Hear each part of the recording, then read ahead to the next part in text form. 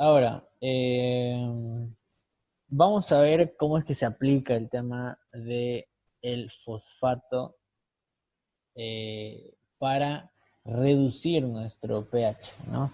En este caso, eh, vamos a entender que tenemos, a ver, para hacernos una idea de dónde estamos, vamos a irnos a esta diapositiva, ¿ya? Ya sabemos bien lo que es pH, ya sabemos bien cómo es que aplicamos el pH. Ahora tenemos que saber a qué nos estamos enfrentando en la clínica al momento de analizar una gasometría, ¿no? Lo primero que tenemos que ver es el pH del paciente, claro que sí. Vamos a tener como primer parámetro el pH, ¿no? En este caso, un pH menor a 7.38 se va a considerar como acidemia, ¿ok? Partamos por eso. Acidemia significa acidez de la sangre, ¿ok? Acidez de la sangre. Ahora, ya tenemos nuestro pH menor a 7.38. Yo hoy lo voy a manejar con 7.38. Si quieren, después pregúntenle a la doctora con cuánto maneja ella, pero mejor si se acomodan a lo de la doctora. Entonces ya tenemos nuestro pH calculado. ¿Qué es lo que pasa después? Vamos a tener que determinar si es que es una acidosis metabólica o si es una acidosis respiratoria, ¿no? Y lo que hacemos es que nos dirigimos a estos parámetros, ¿no? El parámetro del bicarbonato, que vamos a tener un bicarbonato menor a 22 miliequivalentes. Estamos perdiendo bicarbonato, ¿no? El bicarbonato va a ser el indicador por excelencia de trastornos metabólicos, ¿ok? Trastornos metabólicos. Y por el otro lado vamos a tener la presión de dióxido de carbono, que tendría que estar aumentada, ¿no?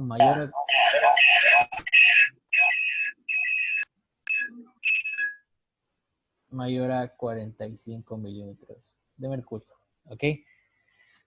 Mayor a 45 milímetros de mercurio. ¿Qué quiere decir? Que se está acumulando dióxido de carbono en los pulmoncitos, ¿ya? Bien, eso sería por el lado de los trastornos ácidos, ¿ya? Por el lado de los trastornos álcalis o los trastornos alcalinos, vamos a tener como parámetro de pH un pH mayor a 7.42, ¿ok? 7.42. Una vez detectado el pH, pasamos a darnos una idea de qué tipo de trastorno estamos hablando, ¿no? En este caso, si es que encontramos un bicarbonato mayor a 26 miliequivalentes litro, que vendría a ser el límite superior del bicarbonato, se estaría tratando de una alcalosis metabólica, ¿ok? Y por el otro lado, si es que tenemos un PCO2, en este caso una presión de dióxido de carbono menor a 35 milímetros de mercurio, que es el límite inferior para presión de dióxido de carbono, vamos a estar frente a una alcalosis respiratoria, ¿ok? Respiratoria. Ahora, el dato clave aquí es que el pH concuerde con estos parámetros, ¿ok? Con cualquiera de estos tiene que concordar. Si es que yo tengo 7.42 acá en el pH y si mi PCO2 está menor a 35, entonces digo, este paciente está teniendo una alcalosis respiratoria, ¿no? No sé si es aguda, no sé si es crónica, no sé si tiene un trastorno agregado, no sé, ¿no? Pero lo primero que tenemos que saber es qué tipo de trastorno estamos teniendo enfrente, ¿no? Para después ver si es que hay un trastorno agregado, ¿ok? Un trastorno agregado. Porque eh, cuando hablamos de trastornos metabólicos, también vamos a tener en cuenta que el cuerpo tiene muchas formas de compensar estos síndromes, estos trastornos, ¿no?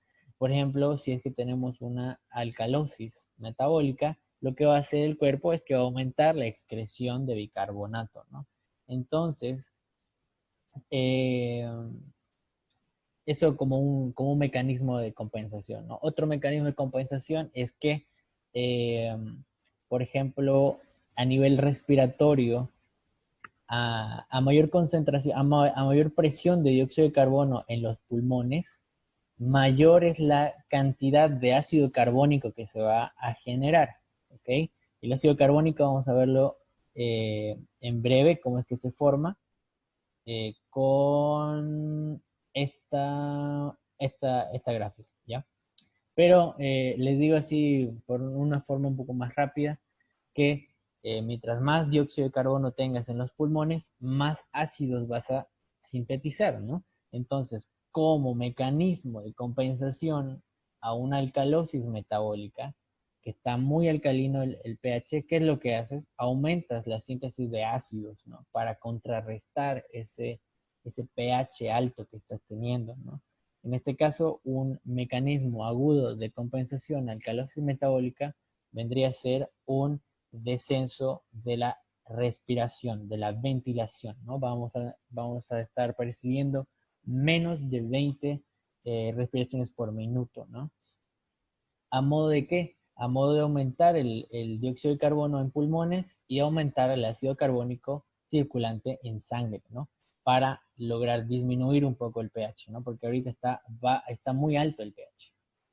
Y así tenemos mecanismos compensatorios para todo, ¿no? Por ejemplo, la alcalosis respiratoria.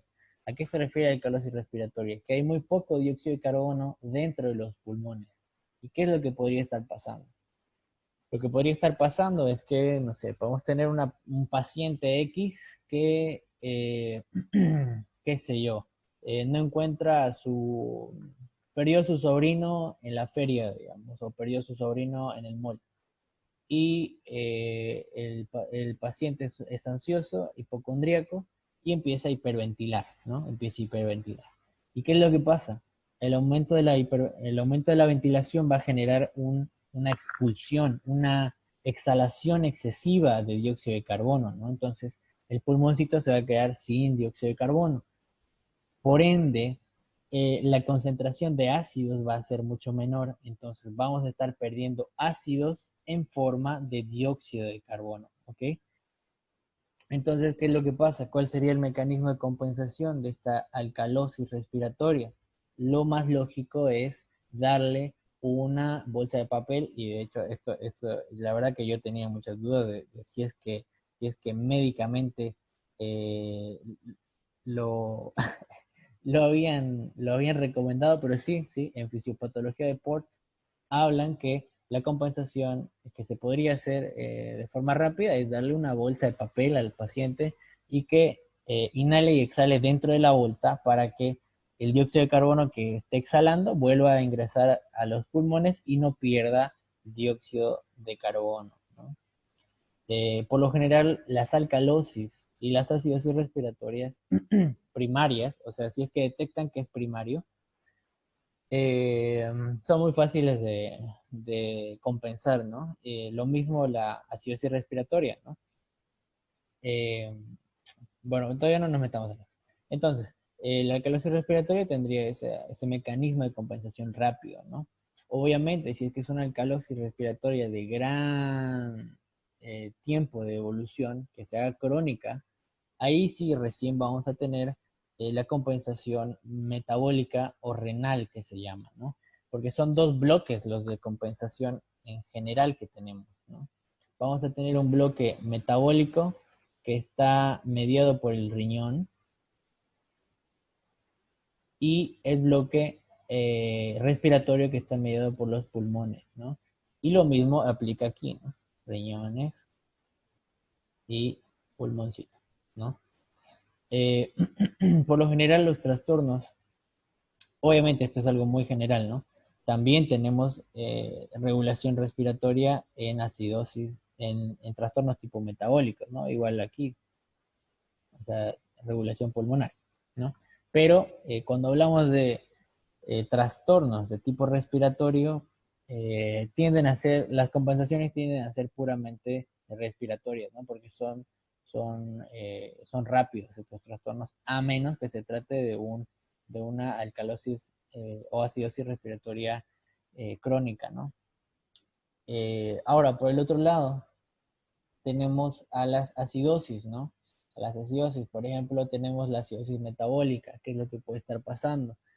Puede ser un paciente que esté entrando en un estado de shock, puede ser un paciente que esté con mala perfusión sanguínea, un paciente deshidratado, un paciente que esté ventilando mal.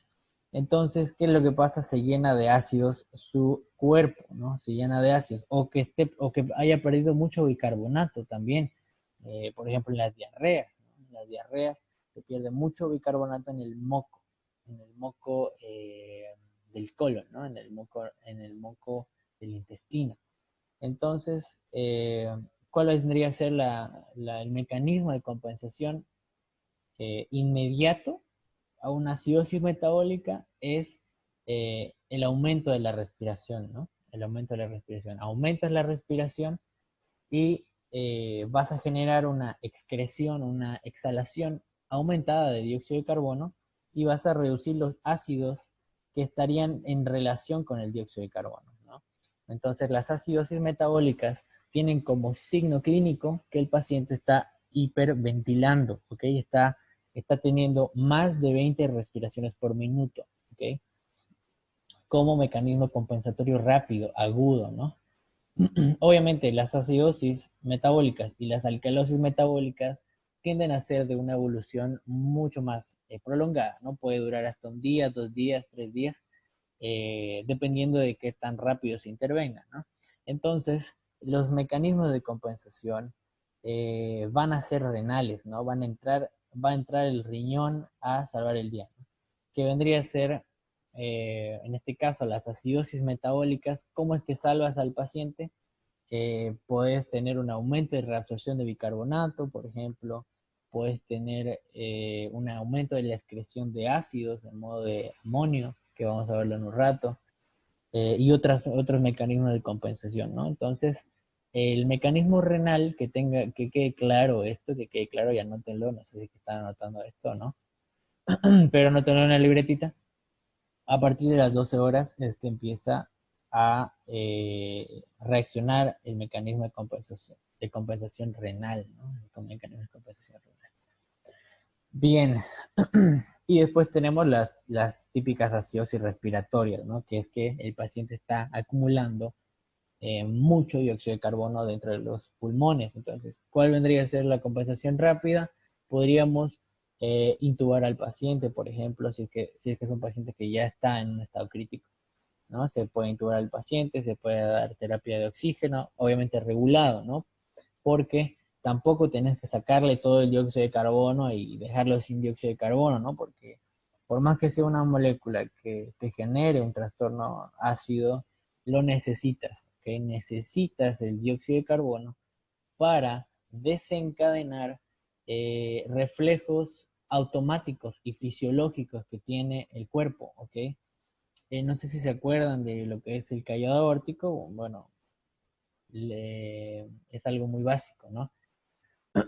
El callado aórtico tiene receptores químicos, ¿no? Quimiorreceptores, que detectan los cambios de dióxido de carbono en sangre. Entonces, si vos le quitas dióxido de carbono de golpe a un paciente, se va a quedar sin dióxido de carbono y no va a haber un estímulo que desencadene lo que se llama la ventilación química, ¿ok? ¿Por qué? ¿Qué es lo que pasa? ¿Qué es lo que pasa cuando ustedes contienen la respiración por mucho tiempo? Se acumula el dióxido de carbono y su sangre pasa a tener mucho dióxido de carbono en un momento determinado, ¿no? Entonces, esta alta concentración de dióxido de carbono se va a recepcionar en los quimiorreceptores del callado aórtico y a través de nervios, en este caso vamos a tener el Aaron Rider, llegan al tronco encefálico y le dan una señal al centro de la respiración, ¿no? Y le dicen, este pana está respirando mal, entonces aumentarle la frecuencia respiratoria, ¿no? Aumentarle a 25, aumentarle a 30 su frecuencia respiratoria. Entonces, y así es como se compensa, ¿no? Aumenta la ventilación y se compensa solito, digamos. Pero si vos lo entubas al paciente y le quitas dióxido de carbono muy de golpe, ese dióxido de carbono no va a generar esa reacción fisiológica normal que tiene el cuerpo. Entonces, podría caer en el otro extremo, empeorar aún más la acidosis, porque se bloquea la ventilación, así, se bloquea de golpe, digamos, ¿no? Perdiste mucho dióxido de carbono Entonces ya no tenés ventilación fisiológica y empeoras aún más la acidosis respiratoria, ¿no? Entonces tienen que tener cuidado con eso. Bien, chicos, ahora vamos a volver un poco a las diapos que tenemos aquí atrás. Ya, el ejemplo de los fosfatos. Entonces, por ejemplo, aquí vamos a tener tres mecanismos para compensar una acidosis metabólica, ¿ok? Una acidosis metabólica. ¿Qué es lo que está pasando aquí?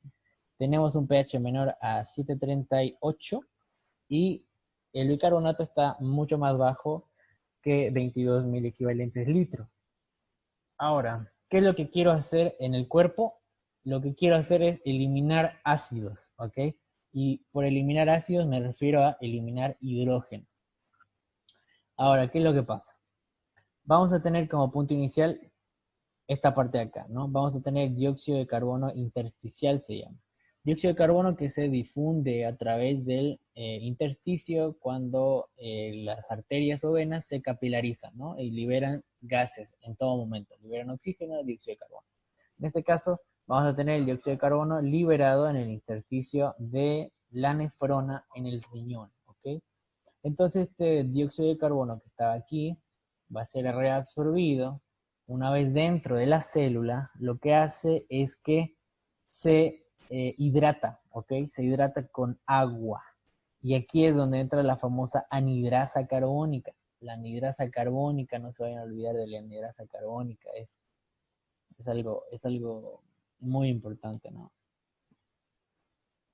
Anhidrasa carbónica, ¿no? La anhidrasa carbónica es una enzima, ¿no? Que media esta reacción, que gracias a ella el dióxido de carbono se fusiona, se anexa con el agua y forma otro compuesto que es el ácido carbónico, que es lo que les estaba comentando antes, ¿no?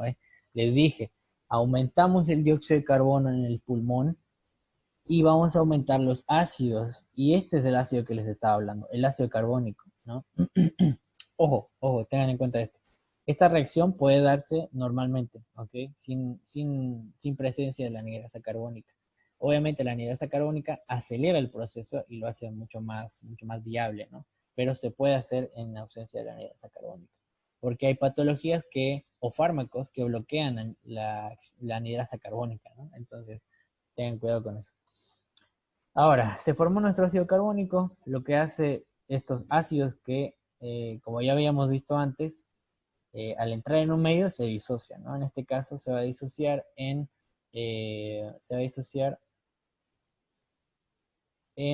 hidrógeno libre, protones, y bicarbonato, ¿no? Como estamos teniendo acá. El bicarbonato se va a reabsorber porque estamos en una acidosis metabólica, acuérdense, estamos con un medio ácido. Entonces lo que queremos es recuperar el bicarbonato que nos está indicando que estamos en acidosis, ¿no? Teníamos menos de 22 mil equivalentes litro de bicarbonato. Entonces, ¿qué tenemos que hacer? Aumentar ese bicarbonato, ¿no? Como sea. Ahora, ¿qué es lo que pasó aquí? Nos quedó un hidrógeno libre. El hidrógeno libre va a salir de la célula, de la célula peritubular, y va a pasar al lumen de la nefrona, ¿no? O sea, las nefronas son conductos, son tubos, ¿no? En este caso, las células se encontrarían en este lugar y por aquí habría otra célula, digamos, ¿no? Pero en la luz, en el lumen, como se llama, es por donde transcurre la orina, ¿no? Es un líquido que va a ir cambiando mucho de composición a través del paso de la nefrona, ¿no? Entonces, el hidrógeno sale a la luz del lumen de la nefrona y lo que hace es que vamos a encontrar esta molécula que les dije que era un tampón buffer, ¿no? El fosfato monohidrógeno. Les dije que era un tampón buffer. Entonces, ¿qué es lo que tenemos aquí? Este fosfato monohidrógeno se filtró en el glomérulo, ¿no? Como cualquier otro electrolito, como el sodio, como el cloro, como el calcio, como cualquier otro electrolito se filtró. En este caso, llegamos a tener fosfato monohidrógeno en este punto específico. ¿Y qué es lo que pasó con el hidrógeno que se liberó? Va a ir a asociarse con el fosfato monohidrógeno. Les dije que tenía alta afinidad para asociarse con moléculas libres. En este caso, se asocia, ¿no? Se une este hidrógeno aquí y vamos a tener el fosfato dihidrógeno, ¿no? Fosfato dihidrógeno. Entonces, de esa manera es que vamos a empezar a excretar los ácidos extra que tenemos en el cuerpo, eh, los ácidos que no queremos tener en el cuerpo, ¿no? Y aquí ya tiqueamos como un tampón buffer que ya lo estamos viendo, ¿no? Recordamos aquí, ¿dónde está? Acá. Espérenme un segundito. Ya. Aquí tenemos, ¿no? El fosfato monohidrógeno y el fosfato dihidrógeno. En este caso, estos tampones buffer, no se olviden, no solamente funcionan en estados ácidos, sino que también funcionan en estados básicos, ¿ok? En este caso vamos a utilizar este componente del tampón buffer para amortiguar un estado ácido, ¿ok? Queremos captar ese hidrógeno y excretarlo como sea, ¿ya? Si es que tuviéramos un medio alcalino, entraría la otra facción de este tampón buffer, que sería el fosfato de dihidrógeno, ¿no? Que lo que hace no es captar hidrógeno, sino que este hidrogenito que tiene acá lo va a liberar, ¿ok? Lo va a liberar al medio y va a aumentar la concentración de hidrógeno libre, ¿no? Y así es como va a ir reduciendo el pH, ¿no? Entonces, por eso es que estos tampones buffers tienen es un compuesto dual, ¿no? Tiene una función dual, ya sea por ácidos, ya sea por trastornos ácidos o por trastornos básicos, ¿no? Lo mismo aplica aquí, digamos, proteínas hidrogenadas. ¿Qué creen que va a pasar aquí? Va a liberar el hidrógeno, ¿no? Va a liberar la molécula de hidrógeno. Igual acá, la proteína libre, que es lo que tiene como carga negativa, entonces está como, las proteínas en general van a verlo, que en la gasometría entran como moléculas negativas, ¿ok? Son aniones, que quede claro que son aniones. Entonces, como es negativo, ¿qué es lo qué es lo que nos enseñaba la teoría de Lewis? Que tienden a captar cargas positivas. En este caso, tienden a captar cargas de hidrógeno, ¿no? Y así, toditos los tampones buffers funcionan de la misma forma, ¿no? Entonces, volviendo un poco aquí, se formó este fosfato de hidrógeno y se excreta a la orina, ¿no? Y pierde hidrógeno. Ahora, la concentración de fosfatos y ácido fosfórico va a depender del pH de la persona, porque, o sea, nosotros haciendo un análisis crítico de qué es lo que está pasando aquí, es que tenemos dos moléculas muy parecidas en el cuerpo y cómo sabemos cuándo están más en concentración y en qué momento, ¿no? O sea, cómo sabemos que en una acidosis vamos a tener más de esta molécula que de la molécula de fosfato de hidrógeno, ¿no? Y aquí es donde entra el tema del pH, ¿no? En un pH de 7.4, que vendría a ser el pH perfecto, vamos a tener una relación de 4:1 de moléculas de fosfatos frente a ácido fosfórico. En este caso, aquí me equivoqué en la nomenclatura, es fosfato de hidrógeno, van a disculpar, ¿no? Era un novato. Ya. Entonces vamos a tener 4:1 en cuanto a la disociación. Después, en un pH de 6.8, vamos a tener una relación 1:1. Vamos a tener, por cada fosfato, se va a encontrar un ácido fosfórico, ¿no? Ácido fosfórico. ¿Qué quiere decir? Estamos teniendo un pH ácido, entonces los fosfatos se están asociando con hidrógeno en mayor cantidad, entonces estamos encontrando menos fosfatos, ¿no? Menos fosfatos. Y por último, ya un pH extremo que nunca lo vamos a ver porque es un pH de un cadáver, digamos, 4.8, ¿no? Vamos a tener una relación de 0:4. Vamos a tener 0 fosfatos y 4 ácidos, 4 fosfatos de hidrógeno, ¿no? Fosfato de hidrógeno. Bien, entonces ese es uno de los mecanismos de compensación que vamos a tener en el riñoncito, ¿no? Que se llama acidificación de la orina, ya, acidificación de la orina. Obviamente, esto no es el único, esta no es la única molécula que acidifica la orina, ¿no? Ahorita vamos a ver la siguiente. Ya, ahora sí, volvemos al ejemplo que les estaba comentando antes, ¿no? En este caso, vamos a ver cómo es que funciona el tampón buffer de bicarbonato de sodio, ¿ok? Aquí me faltó bicarbonato de sodio, perfecto. Bien, entonces les dije, ¿no?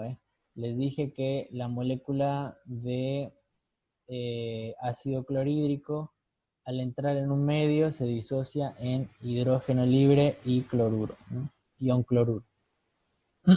No se olviden, esto no se llama cloro, ya, se llama ion cloruro.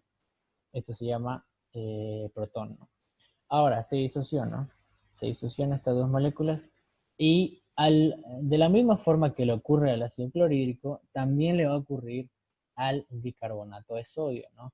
El bicarbonato de sodio, que por lo general se lo consume en efervescentes, por ejemplo, viene, o sea, es ingerido como una molécula completa, ¿no? Como bicarbonato de sodio. Pero al entrar en el medio, al estar en contacto con el agua, se disuelve, se disuelve. Y vamos a tener por un lado el bicarbonato y el sodio por el otro lado, ¿ya? Ambos cargados eléctricamente, ¿no? Ojo con esto, cargados eléctricamente, ya son electrolitos, ya son electrolitos. ¿Qué es lo que pasa aquí? El sodio se va a la sangre normal, ¿no? Porque hay mucho sodio en sangre y las variaciones de sodio tienden a manifestarse cuando hay demasiado sodio. Entonces no hay mucho problema con eso, nos olvidamos del sodio. Lo que nos interesa aquí es el bicarbonato.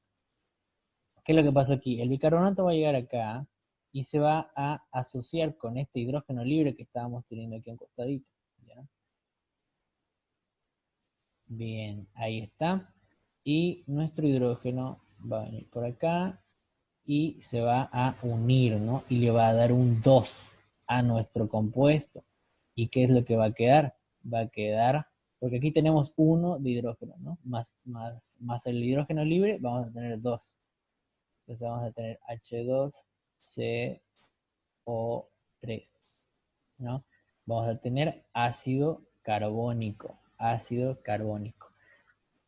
Y por el otro lado, ¿qué es lo que nos quedaba, no? Nos quedaba un cloruro. El cloruro igual es como el sodio, es otro electrolito de alta concentración en plasma. No hay mucho problema con que haya mucho o que haya poco. Entonces igual se va a la sangre, ¿no? Se va a la sangre. Ahora, ¿qué es lo que pasó en este fenómeno? Lo que pasó es que el bicarbonato atrapó a esta molécula de hidrógeno y la encapsuló, por así decirlo, ¿no? La convirtió en un ácido no tan potente, ¿ok? Porque el hidrógeno libre es un ácido fuerte, ¿ok? Es un ácido fuerte. Pero al asociarse con el bicarbonato se convierte en ácido carbónico. Ojo, sigue siendo un ácido, ¿no? Yo les había comentado antes que el aumento de formación de ácido carbónico nos genera una acidosis respiratoria, ¿no? Entonces aquí entra el dato. Si es que yo sigo aumentando, si es que yo sigo creando ácidos, ¿cómo es que se amortigua el pH? En este caso se amortigua en que vas a tener un ácido, evidentemente, en la sangre, pero no un ácido fuerte, ¿no? No un ácido tan fuerte como el hidrógeno libre, ¿no? Vas a tenerlo atrapado en una molécula como esta, como el ácido carbónico, ¿no? Entonces sí, tu pH va a bajar porque estás metiendo ácido, evidentemente, pero no va a bajar tanto eh, como si estuviera libre, ¿ok? Si estuviera libre esto y no existiera un tampón buffer aquí, eso sí sería grave, ¿no? Eso sí sería grave. El pH bajaría demasiado rápido, ¿no? Y el paciente se descompensaría muy rápido. Por eso es que existen estos tampones, estos mecanismos de amortiguación, ¿no? Y lo mismo pasa con otras moléculas, ¿no? Si hacemos el ejemplo inverso, vamos a tener el que ya les había mencionado, ¿no? El hidróxido de plata o el hidróxido de magnesio con ácido carbónico, ¿no? A ver, ya vamos a hacerlo rapidito. Vamos a hacerlo rapidito. Ya, vamos a tener ahí hidróxido de magnesio más ácido carbónico. Bien, ¿qué es lo que pasa aquí? Este igual se disocia, ¿no? Se disocia el magnesio, se convierte en un electrolito, no nos importa, ¿no? Se va a la sangre. Lo que sí nos importa es este, se liberó un ion oxidrilo acá, ¿no? Se liberó un ion oxidrilo. ¿Y qué es lo que pasa? Esto igual es una base fuerte, ¿ok? Cuando está solito, es una base fuerte. Entonces, para amortiguarlo, ¿qué es lo que va a hacer el ácido carbónico? Va a disociar esta molécula de hidrógeno y la va a liberar y se va a convertir en ¿qué? En hidrógeno libre más bicarbonato, ¿ok? Hidrógeno libre más bicarbonato. Entonces, disoció su molécula de hidrógeno y adivina dónde fue. Fue con nuestra molécula de oxidrilo. ¿Y qué hizo? Que generó 2H, H2O, ¿no? Formó agua. Entonces el agua es una sustancia mucho más benigna, ¿no? Es una base, pero mucho más benigna. Entonces el pH no se va a disparar tanto, no va a aumentar tanto como si le metieras directamente un ion oxidrilo, ¿no? Lo mismo aplica con el dióxido de plata y cualquier otro hidróxido, ¿no? Estas son moléculas, son sustancias que se recetan normalmente para terapia intensiva, ¿no? Cuando estamos frente a pacientes con trastornos de ácido base graves. Bien, esto es lo que les estaba explicando hace un rato, cómo es que se forma el ácido carbónico y el bicarbonato, ¿no? Aquí tenemos el dióxido de carbono pulmonar y dióxido de carbono reabsorbido. Sigan este orden. Lo mismo, se hidrata, anhidrasa carbónica, ácido carbónico. El ácido carbónico se disocia en bicarbonato e hidrógeno libre y este bicarbonato es reabsorbido, ¿no? Este se reabsorbe en una molécula, una proteína que se llama syn-porter. Ojo, syn-portador es lo mismo que decir un cotransportador, ¿ok? Cotransportador es igual a syn-porter. Hay libros que hablan de syn-porter o anti-porter, ¿ok?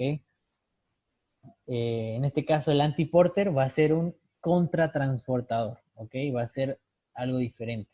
Ahorita vamos a ver. Entonces, cotransportador, ¿qué quiere decir? Que moviliza dos moléculas en un mismo sentido. En este caso, el hidrógeno que estamos teniéndolo acá va a ser excretado al lumen. El lumen me refiero al lumen de la nefrona, ¿no? Y una vez dentro, va a ser intercambiado por un antiporter. En este caso sería un contratransportador. ¿Qué quiere decir eso? Que va a meter una molécula y va a sacar una molécula, ¿no? Mueve moléculas en distintas direcciones. En este caso, el hidrógeno va a ser excretado al lumen a través de este mecanismo, ¿no? A través de este mecanismo. Va a ser excretado al lumen y ya va a la orina, digamos, y se reabsorbe sodio del túbulo, ¿ok? Se reabsorbe sodio del túbulo. Ahora, este hidrogenito que estaba aquí ya está en el lumen, está a punto de ser orinado. ¿Y qué es lo que pasa? Se asocia al bicarbonato filtrado, ¿ok? Que es el bicarbonato normal que se filtra. Tenemos un umbral de bicarbonato de 28 mil equivalentes litro, ¿ya? A los 28 mil equivalentes litro más 1 empieza a excretarse bicarbonato por orina, ¿ok? Por orina. En este caso, se asoció con el bicarbonato, se formó ácido carbónico y se disoció en dióxido de carbono y agua, ¿no? Y se va a la excreción. Esta es una regulación renal general, ¿no? ¿Y cuál es el punto aquí? El punto aquí es que reabsorbamos bicarbonato, ¿no? Bicarbonato. Y eso aquí nos ayudaría a aumentar nuestro pH frente a una situación de acidosis metabólica, ¿no? Estamos teniendo medio ácido, entonces queremos reabsorber bicarbonato. Y fíjense, este importador es alucinante. Reabsorbe 3 moléculas de bicarbonato por cada molécula de sodio, entonces es una maravilla, digamos, ¿no? Entonces, aumento de reabsorción de bicarbonato, mecanismo de compensación de acidosis metabólica. Bien, con esto vamos a concluir. Ahora, si quieren seguir la clase, vamos a abrir otra aula, porque la verdad que no nos falta mucho. A ver. Sí, solo nos falta un caso clínico. Bueno, ¿qué es lo que pasa aquí? Producción de amonio y amoníaco.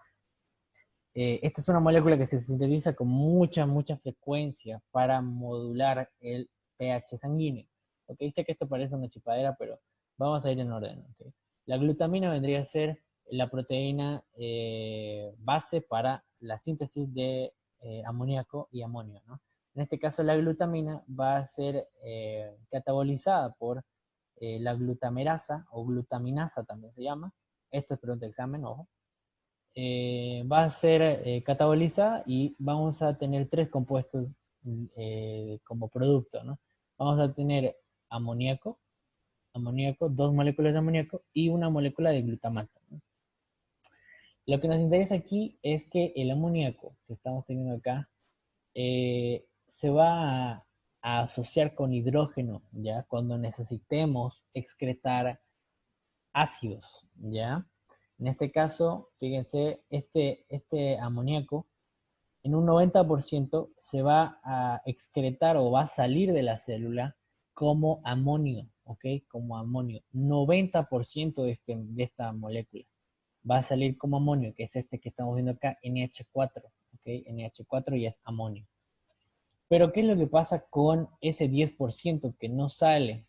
O sea, que sale como amoníaco, que es lo que estamos viendo acá. Ese 10% tiene este camino, ¿ya? Tiene este camino.